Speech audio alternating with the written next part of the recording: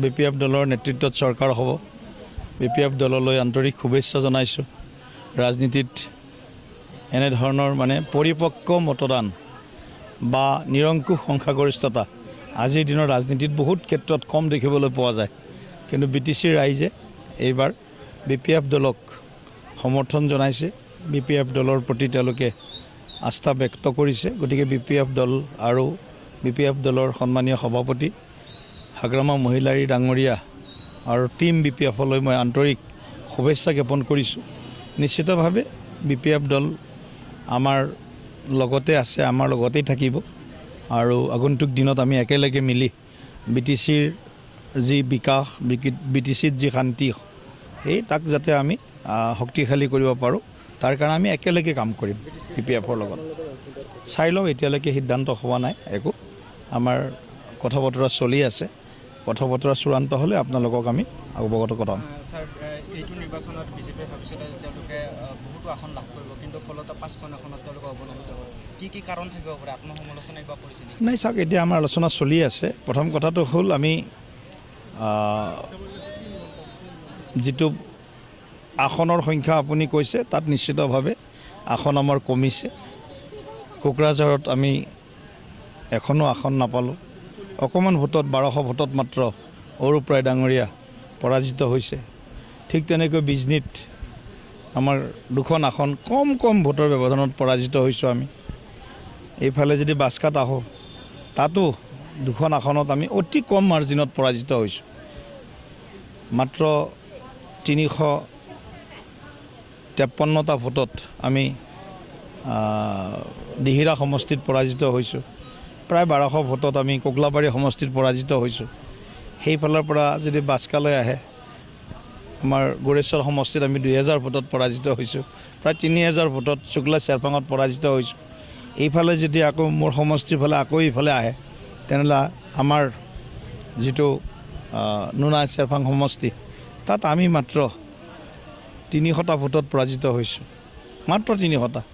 এইফালে আমাৰ 5 নং চেৰপাঙত যদি আহে তাত 400টা ভোটত পৰাজিত হৈছোঁ খৈৰাবাৰীত যদি যায় তাত মাত্ৰ 33টা ভোটত পৰাজিত হৈছোঁ গতিকে আমাৰ ভোটৰ পাৰ্চেণ্টেজ যথেষ্ট বাঢ়িছে আৰু BPF আৰু EPPLৰ লগত আমি সমানে ফেৰ মাৰিছোঁ আৰু ফেৰ মাৰিছোঁ মানে ভোটৰ পাৰ্চেণ্টেজত BPF যদি ক'ৰবাত প্ৰথম হৈছে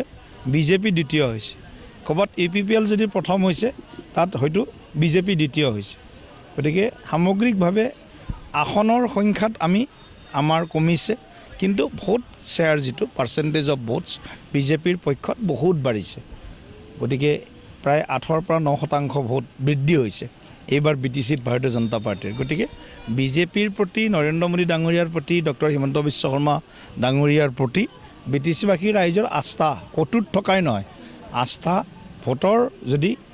অংশ হিচাপে আমি তাক বিশ্লেষণ কৰোঁ তেতিয়াহ'লে আমাৰ ওপৰত ৰাইজৰ আস্থা বৃদ্ধি হৈছে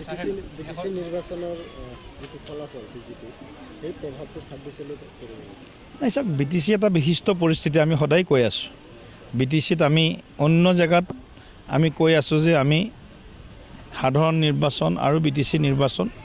আমাৰ সম্পূৰ্ণ এটা পৃথক এটা পৰিৱেশ পৃথক বিভিন্ন বিষয় গতিকে BTCত কেইবাটাও বিষয় আছিলে গতিকে BTCখনৰ যি চাৰিসীমা সেই চাৰিসীমা বৃদ্ধিৰ প্ৰসংগ এটাও স্থান পাইছে BTCত মাটিৰ পট্টাৰ এটা গুৰুত্বপূৰ্ণ বিষয়ে স্থান পাইছে BTCত বিভিন্ন ধৰণৰ চৰকাৰৰ কাম কাজৰ সন্দৰ্ভত স্থান পাইছে গতিকে বিভিন্ন বিষয় স্থানীয় বিষয় BTCৰ স্থানীয় বিষয়বিলাকত বেছি গুৰুত্ব পাইছে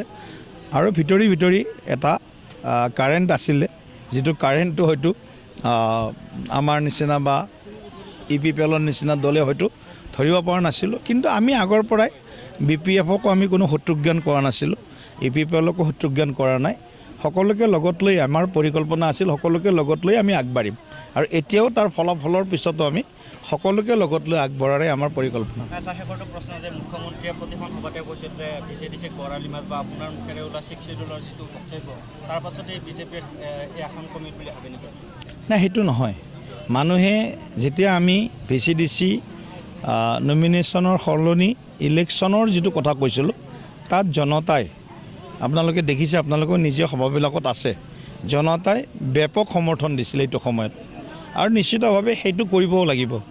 যদি চব ঠিকে ঠাকে থাকে, BTCত VCDCৰ নিৰ্বাচনটো কৰিলে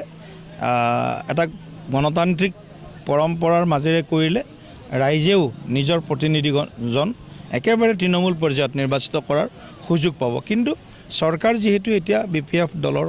হৈ আছে, গতিকে চৰকাৰৰো এটা সিদ্ধান্ত লাগিব। গতিকে চৰকাৰে নিশ্চয় এই দিশত চোৱা চিন্তা কৰিব। গতিকে আমাৰ সকলোৰে প্ৰতি শুভেচ্ছা আছে আৰু BPF দলক বিশেষভাৱে অভিনন্দন আৰু শুভেচ্ছা জনাইছোঁ যে ইমান নিৰংকুশ সংখ্যাগৰিষ্ঠতা BPF দলে যোৱা কেইবাটাও নিৰ্বাচনৰ মূৰত পাবলৈ সক্ষম হৈছে। 26ত 15টা সমষ্টি NDAৰ দখলত থাকিব এইবাৰ। নিশ্চিতভাৱে আমাৰ সেইটোৱেই ইচ্ছা থাকিব, 15টা সমষ্টিৰ 15টাই NDAৰ পক্ষত যাতে থাকে, সেই কথাটো আমি পৰৱৰ্তী সময়ত আলোচনা বিলোচনাৰ মাজেৰে আগবাঢ়িম।